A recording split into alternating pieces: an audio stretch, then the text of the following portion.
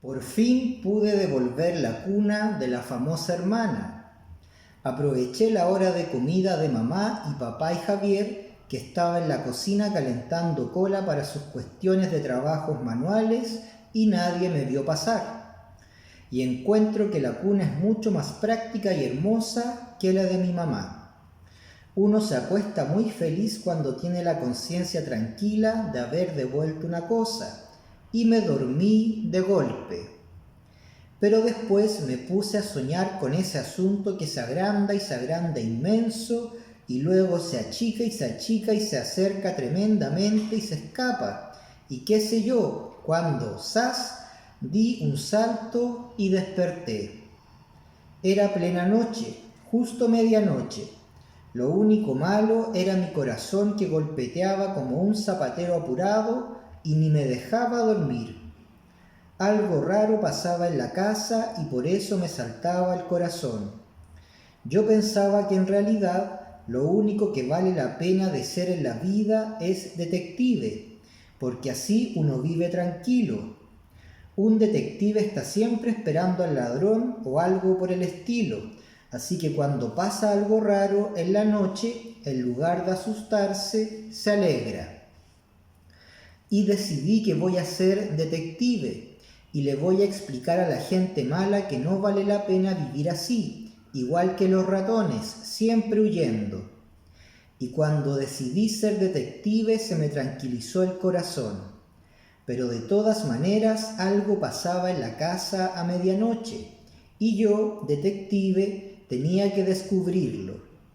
Me levanté muy valiente, porque cuando uno es detective jamás siente miedo. Por suerte había luz en el cuarto de mi mamá, y se oían voces.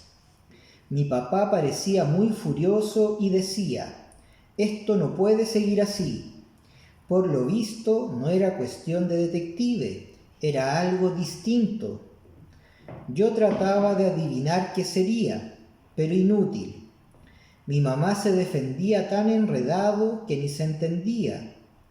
Yo pensaba que mi papá era muy injusto y peleador, así que a mí me dio pena mi pobre mamá y la iba a defender, pero en ese momento ella se puso insolente. «¿Qué te figuras tú?», dijo con voz de radio escucha. Se me quitó la pena de ella y se me pasó a papá. ¿Por qué estarían peleando? ¿Sería por la cuestión de la cuenta del almacén? ¿Se irían a separar? Quiero decir, a divorciar.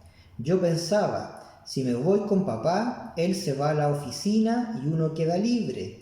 Pero, ¿qué hará mi pobre mamá si sus hijos la abandonan? ¿En qué va a pasar el día? Y también me necesita para ayudar a cuidar esa hermana que quiere nacer. ¿Y la hermana se irá con mi papá?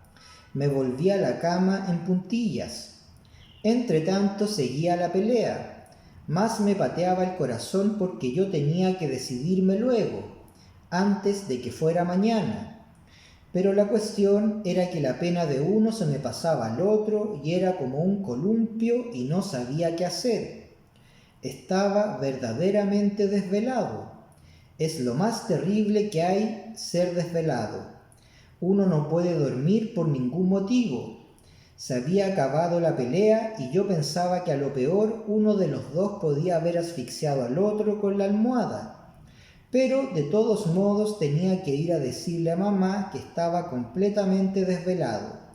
Así que me levanté otra vez y entré en puntillas por si el asesino tenía que borrar las huellas del crimen. Resulta que los dos estaban tan tranquilos durmiendo y me costó bastante despertar a mi mamá. Y como ella es tan injusta, en lugar de darme las gracias porque yo la había despertado para que ella apagara la luz, se enfureció conmigo. «Es posible que hasta de noche molestes», me dijo. «Estoy desvelado», le expliqué. «¿Por qué? ¿Estás enfermo? ¿Tienes algún dolor?», y le dio como rabia que yo no tuviera ninguno. Tampoco le podía decir yo por qué no me podía dormir, y en ese momento en realidad casi me habría gustado que siguieran peleando y me habría ido con mi papá. En fin, que me dio una pastilla y listo. pero al día siguiente se me olvidó despertar para irme al colegio.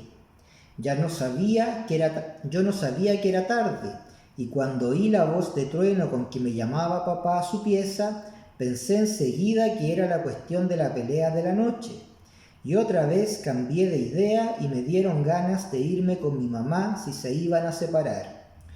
Total que de mi cuarto al de ellos pensaba a 1000 kilómetros por hora lo que debía hacer.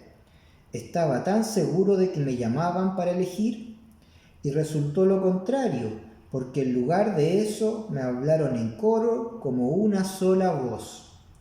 ¿Qué significa esto? ¿Qué te figuras tú? Las mismas cosas que ellos se decían en la noche, pero a mí. ¿Quién sabe si el que debía separarse de ellos era yo? Los miraba pensando y no sabía qué decir.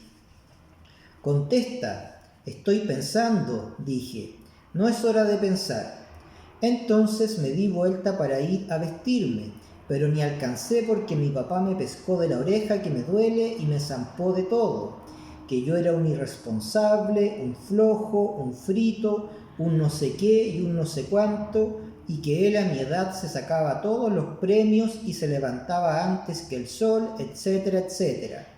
Y lo peor es que al oírlo me dio tanto gusto de ver que nadie se iba a separar de nadie que me reí solo. Pero fue peor mi risa porque me tiró la otra oreja y me dijo, atrevido. Pero aunque ahora me dolían las dos orejas, yo estaba feliz.